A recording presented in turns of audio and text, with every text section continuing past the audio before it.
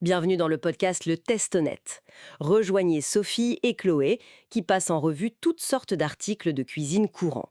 Elles analysent les avis des clients et partagent leurs impressions sur ce que disent les acheteurs réels afin d'aider à prendre des décisions d'achat éclairées. Aujourd'hui, on plonge dans l'univers d'une friteuse à air qui fait pas mal de bruit, la Ninja Foodi Flex Drawer AF500EU. Pour ça, on s'est basé sur la page produit Amazon.fr, on a regardé la description technique, les fonctions, les arguments marketing et surtout plus de 5300 avis clients. C'est énorme. Notre but, décortiquer tout ça, voir ce qui rend cet appareil populaire. Ou pas. Ok, allons-y. Alors, le premier truc qui saute au jus, c'est ce concept Flex Drawer.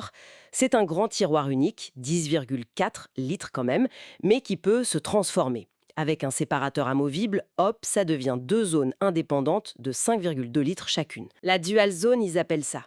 Ou alors on enlève le séparateur et on a une seule grande méga zone. Pratique pour un gros poulet par exemple, malin, non? Ah oui, absolument. Et c'est clairement l'argument de vente principal, la modularité. Ça répond vraiment à un besoin concret des utilisateurs, la flexibilité.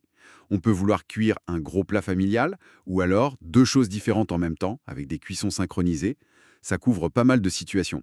D'ailleurs, les retours des utilisateurs le confirment. Cette flexibilité, elle est vraiment très appréciée. Et il n'y a pas que le tiroir. Il liste 7 fonctions.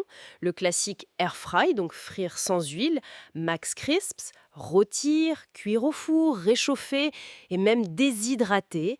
Ninja met beaucoup l'accent sur la rapidité. Ils disent jusqu'à 75% plus rapide qu'un four classique et aussi sur les économies d'énergie, jusqu'à 45% de moins. Ils basent ça sur des tests précis, genre cuisson de bâtonnets de poisson ou de saucisses par rapport à un four. C'est ça, l'idée c'est de le positionner comme un appareil multi-usage qui pourrait remplacer pas mal d'autres choses dans la cuisine. Et l'argument de la vitesse et de l'économie d'énergie, c'est très pertinent aujourd'hui, c'est clair. Après bon, le jusqu'à, faut toujours être un peu prudent, hein. Ça dépendra toujours de ce qu'on cuisine et comment on l'utilise. Mais dans les avis, les gens semblent quand même confirmer que c'est rapide. Surtout parce qu'il n'y a quasiment pas de préchauffage par rapport à un four. Et ce mode Max Crisp, apparemment grâce à la puissance élevée, ça donne vraiment un côté très croustillant aux aliments. Justement, parlons technique. C'est pas un petit appareil, hein. Il pèse presque 9,5 kg. Et les dimensions, c'est à peu près 49 centimètres de profondeur, 32 de large et 33 de haut. Faut lui trouver une place sur le plan de travail, hein. Bah oui, c'est conséquent. La puissance est de 2470 watts, ce qui explique sans doute cette rapidité et le max crisp. Un point positif qui revient souvent dans les commentaires. Les pièces en contact avec la nourriture, le tiroir, le séparateur, les plaques croustillantes sont anti-adhésives et compatibles à la vaisselle. Effectivement, cette puissance, c'est la clé des performances, mais comme tu dis, ça implique aussi l'encombrement et potentiellement d'autres choses, on y reviendra. Par contre, la facilité de nettoyage, oui, ça c'est un avantage énorme au quotidien. Et ça ressort vraiment beaucoup dans les avis. Fini la corvée de nettoyage, quoi. Amazon fait même une synthèse des avis par IA.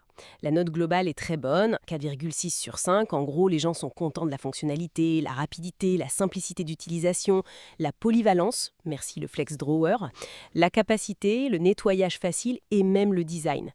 Le prix est aussi mentionné, parfois c'est vu comme un bon rapport qualité-prix, parfois comme un point négatif, un peu cher. Oui, et quand on creuse un peu les commentaires individuels, c'est tout à fait ça. La rapidité, la facilité, les mots simples, pratiques reviennent tout le temps. La possibilité de cuire deux choses différentes en même temps, de façon synchronisée, c'est vécu comme une petite révolution par certains. Et bien sûr, le résultat.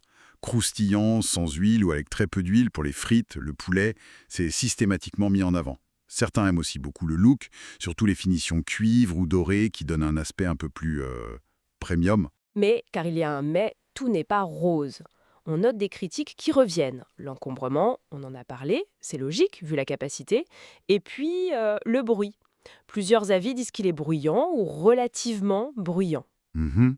Il faut aussi penser à bien l'aérer parce que ça dégage de la chaleur. Et on a vu un avis isolé, étranger je crois, qui signalait des rayures à la réception. Bon, ça semble rare. Oui, ces points sont importants. Le bruit et l'espace nécessaire, ce sont souvent les contreparties pour des appareils puissants et volumineux comme celui-là. C'est quelque chose à évaluer en fonction de sa propre cuisine, de sa sensibilité au bruit. Ça montre bien en fait la différence qu'il peut y avoir entre l'image séduisante du produit et la réalité physique d'un appareil qui tourne à plein régime chez soi. Donc pour résumer, ce Ninja Foodi Flex Drawer séduit vraiment par sa flexibilité unique avec le tiroir modulable, sa rapidité, sa polyvalence, et tout ça est globalement confirmé par les utilisateurs dans leur retour. La facilité de nettoyage est aussi un vrai point fort. Les bémols principaux, ce sont vraiment sa taille et le bruit potentiel. Tout à fait. Et pour terminer, une petite question qui dépasse cet appareil en particulier. On peut se demander comment l'arrivée de ces machines hyper polyvalentes et rapides dans nos cuisines change vraiment notre façon de cuisiner au quotidien. Est-ce qu'on gagne vraiment du temps pour faire autre chose ou est-ce que ça nous pousse juste à cuisiner différemment, peut-être plus souvent des plats type fast-food, fait maison mais rapides? C'est une réflexion intéressante. Vous venez d'écouter un épisode du podcast Le Test Honnête. Nous vous aidons à prendre des décisions éclairées, une critique de produit à la fois. À la prochaine fois.